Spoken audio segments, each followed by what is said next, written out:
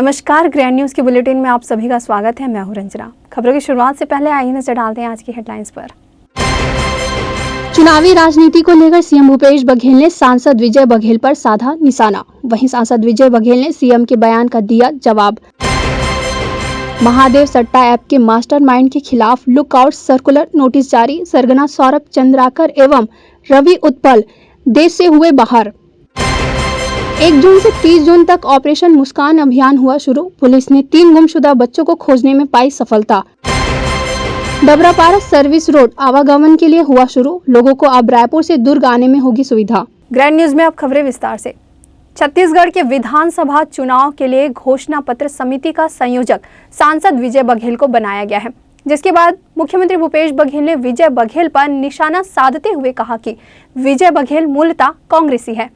कांग्रेस से ही बीजेपी में गए थे, तो अब बीजेपी कांग्रेसी विचारधारा वाले व्यक्ति से घोषणा पत्र बनाएगी। वहीं सांसद विजय बघेल ने सीएम भूपेश बघेल पर जमकर पलटवार किया है। लोकसभा सांसद विजय बघेल ने कहा है कि मुख्यमंत्री भूपेश बघेल की मूल आदत है, जो व्यक्ति अपने पार्टी के नेताओं का सम्मान नहीं कर सकता वो तो विपक्ष के बारे में बोलेंगे ही। उनको क्या तकलीफ है? भाजपा किसको घोषणा पत्र का संयोजक बनाती है या नहीं बनाती? हाँ, मैं बना हूँ, मुझे पार्टी ने संयोजक बनाया है। पार्टी के शीर्ष नेताओं का आशीर्वाद है और मैं पार्टी के शीर्ष नेतृत्व का ऋणी रहूंगा। मुख्यमंत्री भूपेश बघेल से मैं सवाल करना चाहता हूं। मेरा इतिहास बता रहे हैं कि मैं क्या था, क्या करता था, किस पार्टी से आया हूं।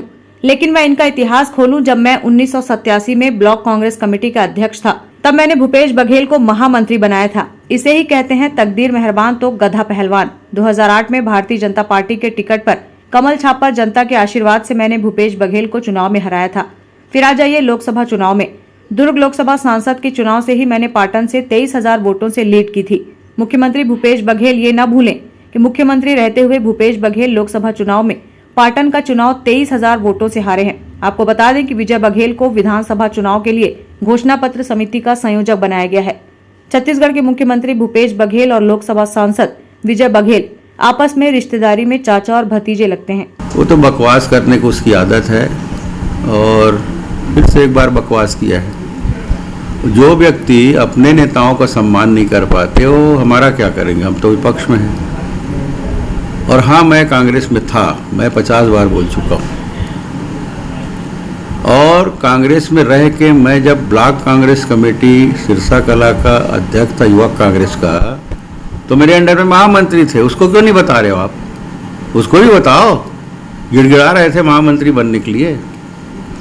फिर आप 2000 में चुनाव लड़ने की बात की। हाँ, लड़ा हूँ, मैं दमदारी से लड़ा हूँ, जनता के आशीर्वाद से, हमारे साथियों के बदौलत।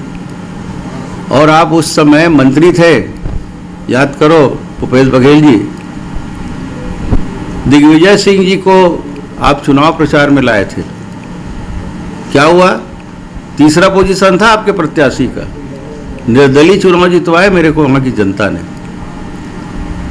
आ जाओ 2008, क्यों नहीं बताया 2008 को? उसको भी बता दो जनता को। जब जनता के आशीर्वाद से, उस समय भी आप क्या थे उसको बताने की आवश्यकता नहीं है। उस समय आपको वहाँ पटकरी दिए थे। सांसद चुनाव क्या किया? 11 दिन रगड़ते रहे नाक वहाँ पाटन की जनता से कि कम से कम 1 वोट से मुझे जिता के मेरी इज्जत बचा दो। क्या हुआ? 23,000 से लीड जनता के आशीर्वाद से, कार्यकर्ताओं के बदौलत। मैं तो मात्र 1 दिन वहाँ प्रचार में गया हूँ। 11 दिन आपके हेलीकॉप्टर उतरे हैं, मेरे पास गिनती है। ज़्यादा बोलिए मत। किस्मत मेहरबान तो गधा पहलवान। आगे और बहुत से मौके आएंगे, आगे और फिर जनता के सामने हम आएंगे और इनके जो काले करतूत है वो सबको बताएंगे। Bureau report, grand news. Mahadev online सट्टा ऐप के मास्टरमाइंड सौरभ चंद्राकर और रवि उत्पल के खिलाफ लुकआउट सर्कुलर नोटिस जारी किया गया है, जिसके बाद अब यह संभावना है कि जब भी यह दोनों देश में प्रवेश करते हैं तो इनके पासपोर्ट के आधार पर तुरंत गिरफ्तार कर लिया जाएगा।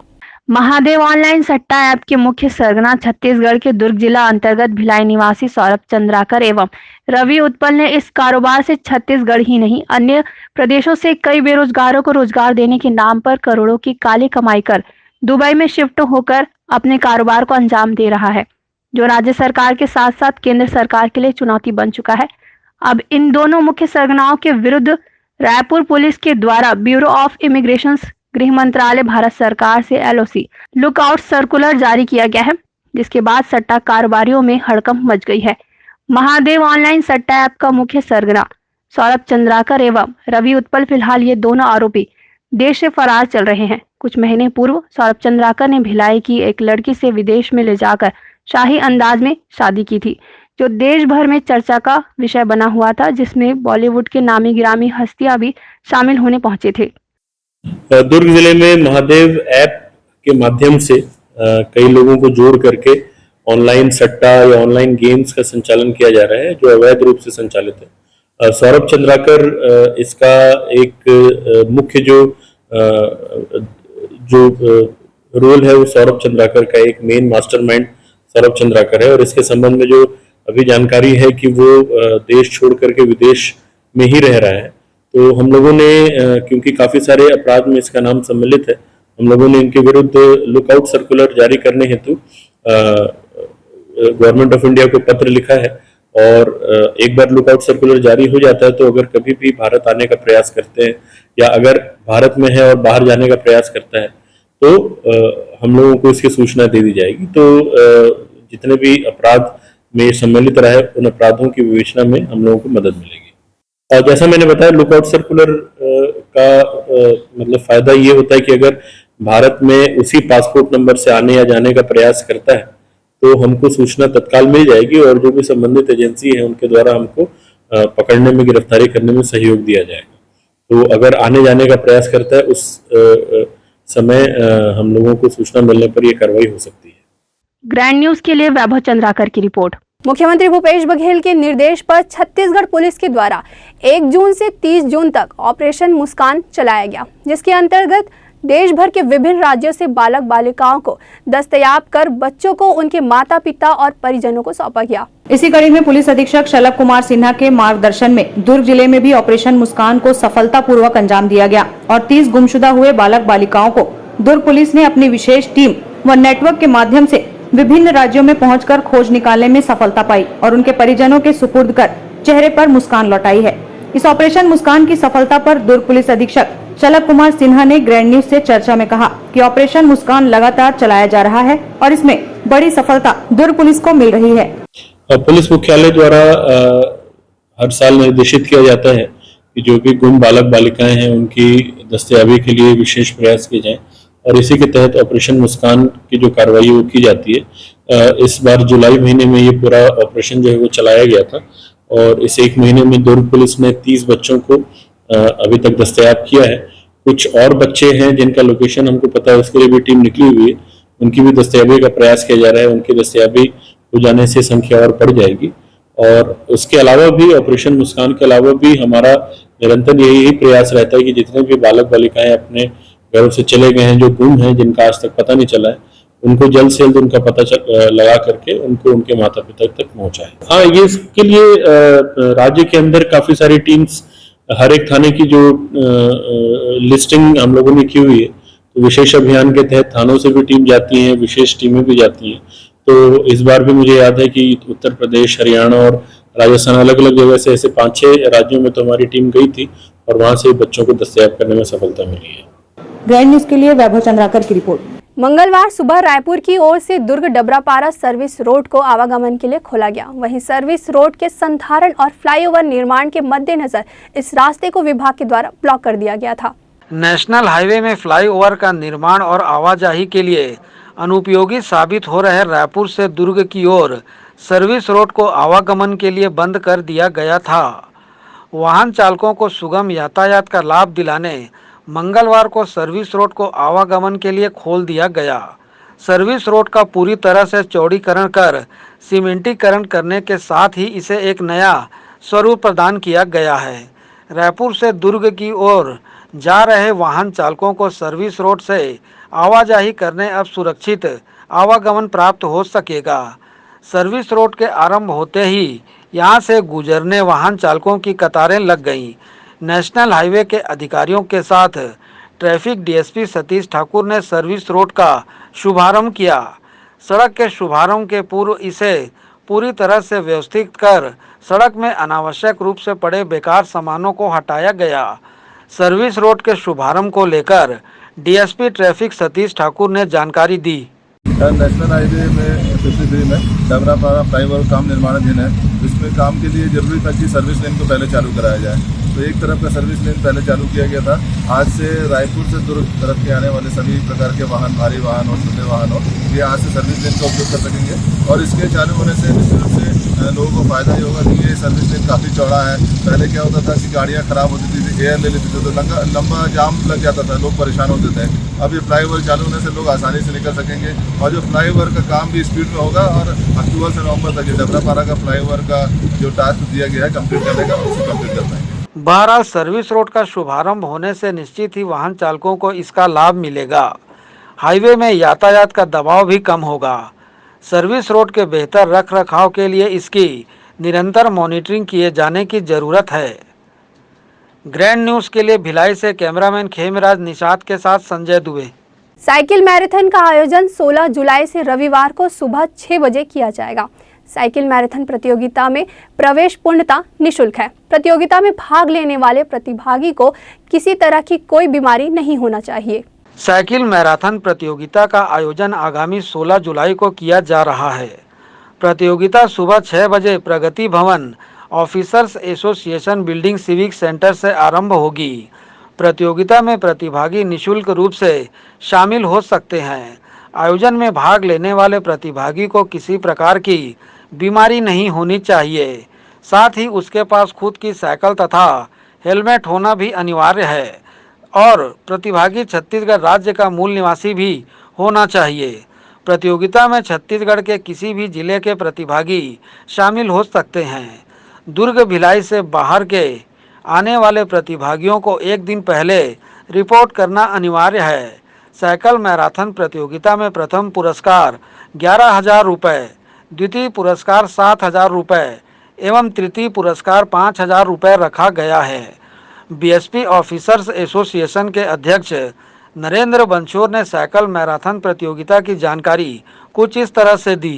बेसिकली कहा जाए तो साइक्लोथॉन का आयोजन हम लोग करने जा रहे हैं जो 16 जुलाई को आयोजित होगा। सुबह 6 बजे लगभग 20 किलोमीटर यह साइक्लोथॉन आयोजित किया जा रहा है। 20 किलोमीटर की यात्रा इसमें होगी। हम लोग यहाँ से ओए बिल्डिंग से निकलकर जवाहर उद्यान वाली फॉरेस्ट एवेन्यू को पकड़ते हुए बोरिया चौक, बोरिया गेट के पास से होते हुए इस्पात भवन के जाके इस्पात भवन चौक से वापस हम लोग मुर्गा चौक से सत्यनारायण हॉस्पिटल से पुनः हम लोग वहाँ से निकल के अपना जो तालपुरी है हमारा, वहाँ से टर्न करते हुए पंथी चौक होते हुए रुआ माता मार्केट होते हुए वापस डीपीएस चौक के पास से भिलाई निवास से होते हुए विराज टाकिस के पास होते हुए वही बिल्डिंग वापस भी समापन होगा।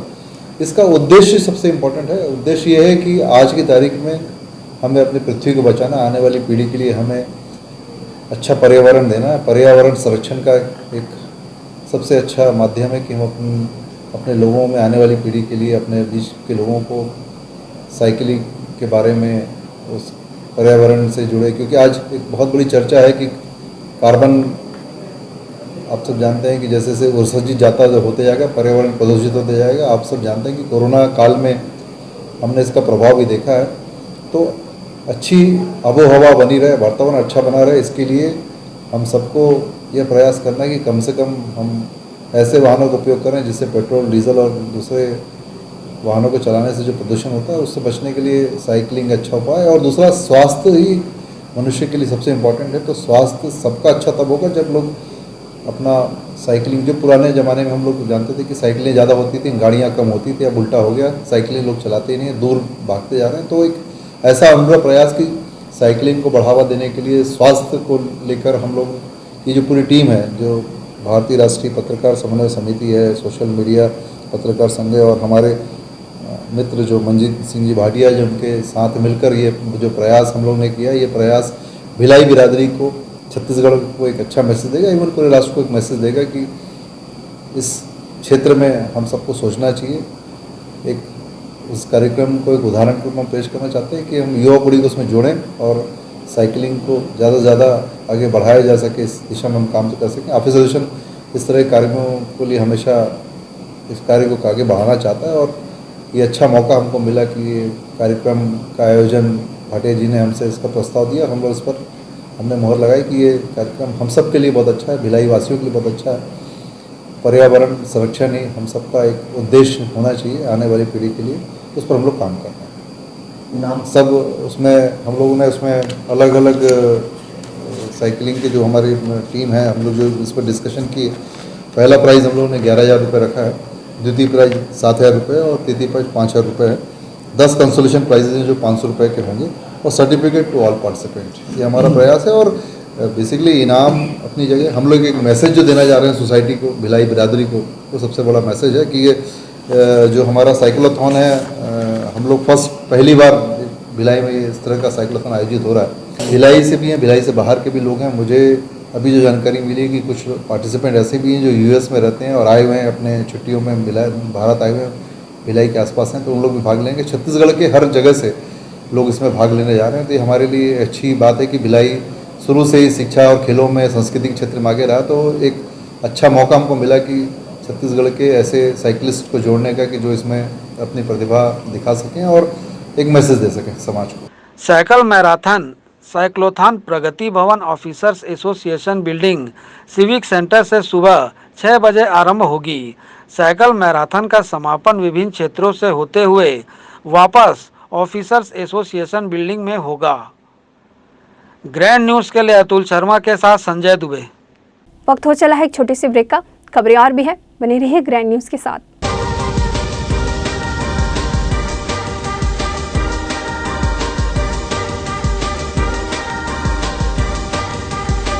In today's busy life, you cannot afford to take time out for everything to be perfect for your marriage.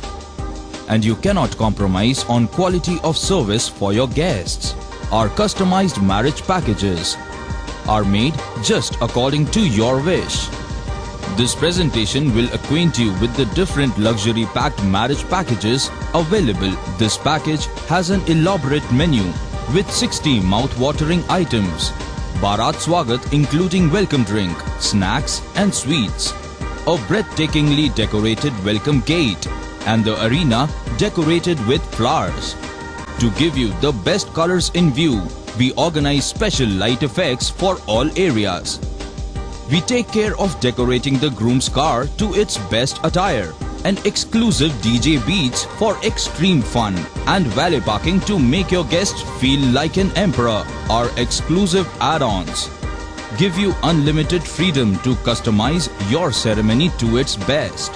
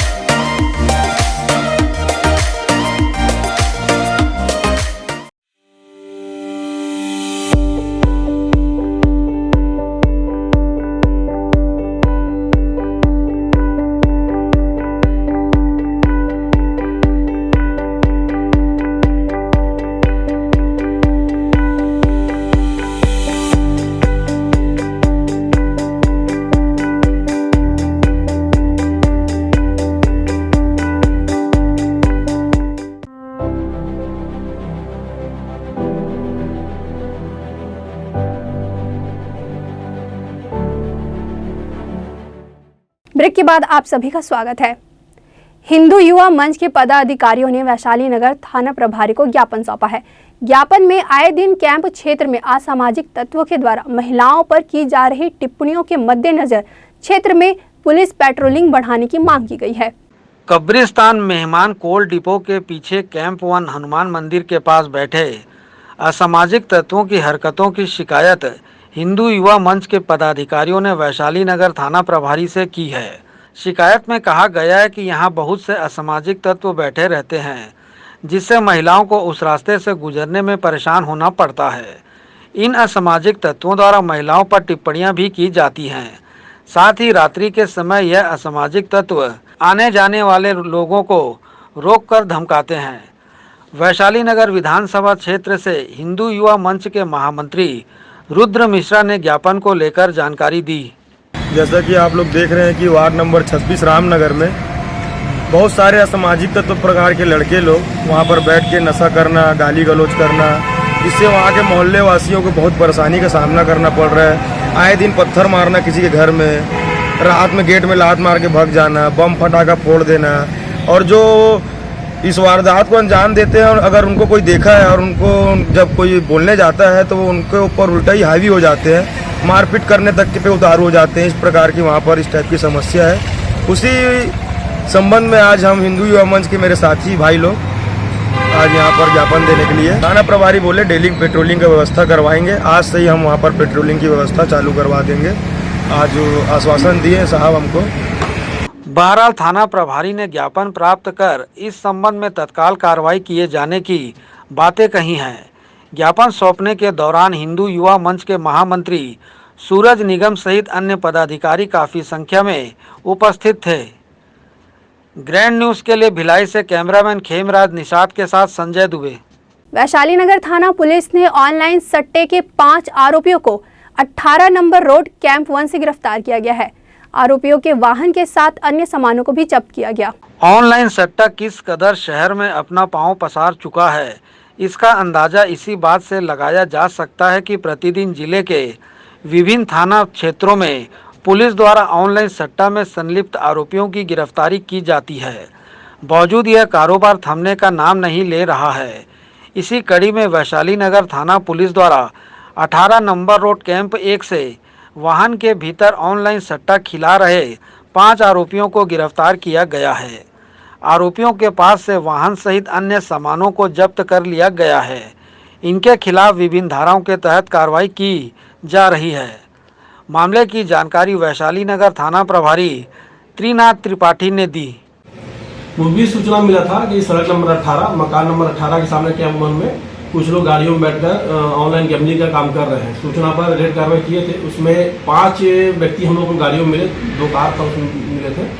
उसमें 4 व्यक्ति हमारे वैशाली नगर थाना क्षेत्र के हैं, 1 व्यक्ति छावनी थाना क्षेत्र का रहने वाला है। इनके एक खिलाफ कार्रवाई की है। 2 कार, 1 मोटरसाइकिल, 6 मोबाइल और राउटर वगैरह काफी मात्रा सामान जब्त किया गया है। बहरहाल ऑनलाइन सट्टा खिला रहे आरोपियों के हौसले बुलंद हैं। इन्हें पुलिस कार्रवाई का कहीं कोई भी खौफ नहीं है। वहीं पुलिस भी लगातार कार्रवाई के बावजूद अब तक इनके मुख्य सरगना तक नहीं पहुंच सकी है। ग्रैंड न्यूज के लिए भिलाई से कैमरामैन खेमराज निषाद के साथ संजय दुबे। विश्व हिंदू परिषद बजरंग दल के द्वारा प्रत्येक मंगलवार और शनिवार को शहर के प्रमुख चौक चौराहों पर भारत माता की आरती का आयोजन किया जाता है, जो पिछले कई हफ्तों से जारी है। भारत माता की आरती में शामिल होने विश्व हिंदू परिषद बजरंग दल के लोगों के अलावा आसपास के रहवासी भी बड़ी संख्या में शामिल होते हैं। इसी कड़ी में कैंप 2 कृष्ण मंदिर के पास हनुमान मंदिर में भारत माता की आरती का आयोजन किया गया। सर्वप्रथम भारत माता की पूजा अर्चना आरती कर दीप प्रज्वलित किया गया। तत्पश्चात उपस्थित सभी लोगों ने सामूहिक रूप से भारत माता की आरती की। राष्ट्रीय एकता और अखंडता को मजबूत करने, लोगों को एकता के सूत्र में बांधने भारत माता की आरती का आयोजन किया जाता है, जिसमें सभी लोग बड़े उत्साह और हर्ष के साथ शामिल होते हैं। विश्व हिंदू परिषद बजरंग दल के विभाग प्रमुख शैलेंद्र सोनी ने भारत माता की आरती के आयोजन के उद्देश्य को लेकर कुछ इस तरह से बताया। पूर्व में आप लोग देख रहे हैं कि मंगलवार के दिन यहाँ पर तोड़फोड़ हुआ है। जिहादी मानसिकता के लोगों के द्वारा हम लोग विश्व हिंदू परिषद बजरंग दल इसका पुरजोर विरोध करता है और ऐसे लोगों पे कार्रवाई की मांग करता है, जिसके लिए आज हमारे हिंदू समाज के कुछ ऐसे लोग हैं जो बेकसूर थे, जिनके ऊपर में कार्रवाई हुई है। उस कार्रवाई के खिलाफ हम लोग बहुत जल्द आंदोलन करने वाले हैं। चर्चा चल रही है और हम लोग एसपी कार्यालय का घेराव भी करेंगे अगर ये लोगों के ऊपर में कार्रवाई नहीं होती है तो। आज विगत 35 दिवस हो गए, 35 रविवार से हम भारत माता की आरती सभी चौक चौराहों पर, पवित्र स्थलों, हमारे जैसे मंदिर हैं, हमारे वीर शहीदों की स्थली है, ऐसे चौकों पर हम भारत माता की आरती के माध्यम से समाज में यह बताने के लिए लगे हुए हैं कि हम सभी भारत माता की संतानें हैं। हम आपस में सब सहोदर भाई हैं। आपस में अगर किसी भाई के ऊपर किसी प्रकार का संकट आता है तो हम सभी आपस में मिलकर उस संकट को दूर करने का काम करेंगे।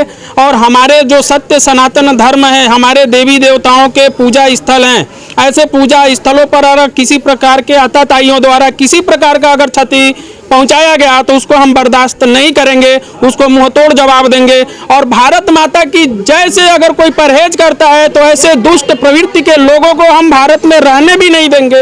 उसके लिए हम चाहे कुछ भी करना पड़े, जान देना भी पड़े, उसके लिए भी हम तैयार हैं। लेकिन ऐसे आतताइयों को भारत देश में रहने नहीं देंगे। हम जो भी सरकार हो उससे मांग करेंगे कि ऐसे दुष्ट प्रवृत्ति के लोगों को जो यहाँ के संस्कृति और पूजा स्थल को क्षतिग्रस्त करते हैं, ऐसे लोगों को यहाँ से निकाला करे। भारत माता की जय।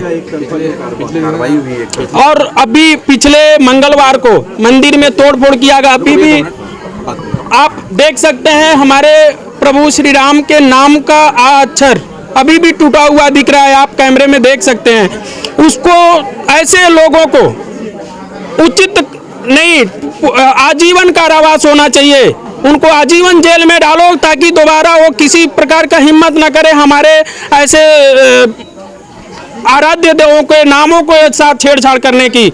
और हमारे जो अभी 4-5 भाई जो हमारे सनातन धर्म की रक्षा के लिए हमेशा कमर कस के खड़े रहते हैं, हमारी संस्कृति भारत माता की पूजा के लिए वो हमेशा संघर्षरत रहते हैं, हमारा वो सहयोग करते हैं। ऐसे निरपराध भाइयों को जेल में डालने का काम किया गया है। मैं प्रशासन और शासन से मांग करता हूं कि उन भाइयों को जल्द से जल्द रिहा किया जाए, वरना हम फिर हमारे अंदर भारत माता का जो खून उबाल मार रहा है उसको फिर रोक पाना शासन प्रशासन बाद में हमको दोषी नहीं ठहराएगा, क्योंकि हम ऐसे माता की संतानें हैं जो किसी प्रकार की गलत कार्यों को हम करते भी नहीं और बर्दाश्त भी नहीं करते।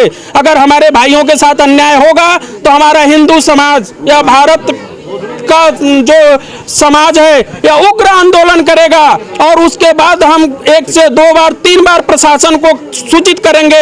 अगर हमारी मांगे पूरी नहीं की गई तो हम फिर अपने हिसाब से काम करेंगे। हम तो ऐसे ध्वज के वाहक हैं जो हम कानून अगर हमारा साथ नहीं देती है तो फिर हम अपने हिसाब से भी करते हैं। इस प्रकार हम आप सभी को यह बता रहा हूं कि हमारे वो 3 या 4 भाई जो भी जेल में गए हैं उनको अगर जल्द से जल्द रिहा नहीं किया गया तो हमारा हिंदू समाज, सर्व हिंदू समाज मिलकर उग्र आंदोलन करेगा। और पूरा यहाँ इस किशन चौक से लेकर कलेक्टर ऑफिस तक और मुख्यमंत्री आवास तक, सरकार से लेकर प्रशासन तक को घेरने का काम हम करेंगे और पक्का करेंगे। और इसलिए मैं सबको पहले से बता देना चाहता हूँ हमारे भाइयों को जल्द से जल्द रिहा किया जाए, वरना हम फिर उग्र आंदोलन के लिए कमर कसकर सड़कों पर उतर जाएंगे। उस दिन बड़ा माहौल गड़बड़ होगा और आप रोक भी नहीं पाएंगे। जय श्री राम, भारत माता की जय। हम तो शुरू से ही हैं, ये 35वां सप्ताह है, 2-3 सप्ताह है, 3-4 सप्ताह है जिसमें मैं शामिल नहीं हो पाई, वो भी कुछ व्यस्तता के कारण। नहीं तो शुरू से लेकर अभी तक ये आरती में मैं सम्मिलित होती रही हूँ। बहुत दुर्भाग्य का विषय है कि हमारे जो मंदिर हैं ये बहुत सॉफ्ट टारगेट हैं। ये हमारे देश की सौहार्द बिगाड़ने के लिए जो एक साजिश रची जा रही है, तो उसके लिए हिंदू भाई सब संगठित हैं, एक हैं और इसको माकूल जवाब देने के लिए हम तैयार हैं। और ये सिर्फ हमारे मंदिरों को क्यों टारगेट किया जा रहा है? यहाँ पे हर भाषा के, हर धर्म के लोग रहते हैं, लेकिन कभी किसी भी और धर्म हो, किसी के और का आप गुरुद्वारे में नहीं हो रहा है, मस्जिदों में नहीं हो रहा है, जैन मंदिरों में नहीं हो रहा है, सिर्फ हमारे हिंदू मंदिरों में क्यों? ये प्रश्न हर हिंदू पूछता है।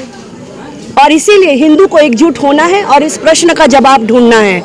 और अभी सिर्फ यही नहीं, आप दूर दराज आप देखिए दंतेवाड़ा में, आप जगदलपुर में हमारे भाइयों के साथ क्या हुआ है ना। आज ये भिलाई जैसे शहर में जो कि अंतर्राष्ट्रीय पहचान रखने वाला शहर है, वहाँ पे भी इस तरीके जो कृत्य हो रहे हैं, ये जो एक हमें जो एक संदेश दे रहे हैं, भयावह संदेश दे रहे हैं। हमें उसके लिए तैयार होना है, संगठित होना है। जय श्री राम। ग्रैंड न्यूज के लिए संजय दुबे की रिपोर्ट। वार्ड 26 में वार्ड की महिला समिति के द्वारा वैशाली नगर विधानसभा क्षेत्र के विधायक स्वर्गीय विद्यारतन भसीन को श्रद्धांजलि देने श्रद्धांजलि सभा आयोजित की गई। श्रद्धांजलि सभा में मुख्य रूप से स्वर्गीय विद्यारतन की पुत्री दिव्या भसीन के अलावा अन्य लोग काफी संख्या में उपस्थित हुए। वैशाली नगर विधानसभा क्षेत्र के विधायक स्वर्गीय विद्यारतन भसीन को श्रद्धांजलि देने वैशाली नगर विधानसभा के विभिन्न वार्डों में श्रद्धांजलि सभा का आयोजन किया जा रहा है। इसी कड़ी में वार्ड 26 में राजू साव के नेतृत्व में महिला समिति द्वारा श्रद्धांजलि सभा आयोजित की गई। सभा में स्वर्गीय विद्यारतन भसीन की पुत्री दिव्या भसीन भी प्रमुख रूप से शामिल हुई। सभा में आए लोगों ने स्वर्गीय विद्यारतन भसीन के तैल चित्र पर दीप प्रज्वलित कर उन्हें श्रद्धांजलि दी। आज वार्ड 19 में विद्यारतन भसीन जी के स्वर्गवास के बाद उनके लिए श्रद्धांजलि सभा का आयोजन किया गया। यहाँ पे जैसे मोहल्ले के निवासी महिलाएं खास करके काफ़ी संख्या में उपस्थित हुई और उन्होंने उन्हें श्रद्धासुमन श्रद्धांजलि अर्पित किया। और विशेष रूप से उनके परिवार से उनकी लड़की श्रीमती दिव्या भसीन जी आई थी और कार्यक्रम को सभी ने मिलकर श्रद्धासुमन अर्पित कर समाप्त किया। श्रद्धांजलि सभा में महिला समिति के सदस्यों के अलावा वार्ड के वरिष्ठ नागरिक, युवाओं सहित अन्य लोग भी काफी संख्या में उपस्थित हुए। ग्रैंड न्यूज के लिए भिलाई से संजय दुबे। इंस्टाग्राम में एक वीडियो वायरल हो रहा है जो मशहूर कॉमेडियन महेंद्र पारक ने छत्तीसगढ़ राज्य को लेकर अभद्र टिप्पणी किया है, जिसे लेकर आज एनएसयूआई के कार्यकर्ताओं ने रैली के रूप में सेक्टर 6 पुलिस कंट्रोल रूम पहुंचकर भिलाई नगर सीएसपी निखिल राखेजा को ज्ञापन सौंपा और कड़ी कार्यवाही की मांग रखी गई है। भिलाई के सेक्टर 6 पुलिस कंट्रोल रूम पहुंचे एनएसयूआई के कार्यकर्ताओं ने जमकर कॉमेडियन महेंद्र पारक के विरोध में नारेबाजी की। कड़ी कार्रवाई की मांग को लेकर एनएसयूआई के कार्यकर्ताओं ने सीएसपी को ज्ञापन सौंपकर कार्रवाई की मांग की है। एनएसयूआई प्रदेश महासचिव आकाश कन्नौजिया ने बताया कि इंस्टाग्राम में एक वीडियो वायरल हो रहा है जो मशहूर कॉमेडियन महेंद्र पारक के द्वारा मुंबई में एक शो के द्वारा छत्तीसगढ़ राज्य को लेकर अभद्र टिप्पणी की गई है। उन्होंने कहा कि छत्तीसगढ़ नक्सली प्रभावित और आदिवासी क्षेत्र है, संबोधित किया गया है। वहीं सीएसपी से कड़ी कार्रवाई की मांग की गई है और सीएसपी निखिल राखेजा ने कहा है कि एनएसयूआई के द्वारा कॉमेडियन महेंद्र पारक के खिलाफ ज्ञापन सौंपा गया है, विवेचना कर कार्रवाई की जाएगी। देखिए, हाल में एक इंस्टाग्राम में वीडियो वायरल हुआ था स्टैंड अप कॉमेडियन का जिनका नाम मयंक पारक है। उन्होंने मुंबई में एक शो के दौरान छत्तीसगढ़ को लेकर अपमानजनक बातें की थी। उसी को लेकर आज हम यहाँ सीएसपी महोदय निखिल राखेजा जी से कंप्लेन करने आए थे कि उनके ऊपर सख्त से सख्त कार्रवाई की जाए व उदाहरण स्थापित कराया जाए कि कोई भी कॉमेडी के नाम पे, फ्रीडम ऑफ स्पीच के नाम पर हमारे प्रदेश की अपमान नहीं कर सकता। इनके तरफ से आश्वासन मिला कि जल्द से जल्द इस पर कार्रवाई करेंगे व इंस्टाग्राम में जो वीडियो वायरल हो रहा है उस पर रोक लगाएंगे।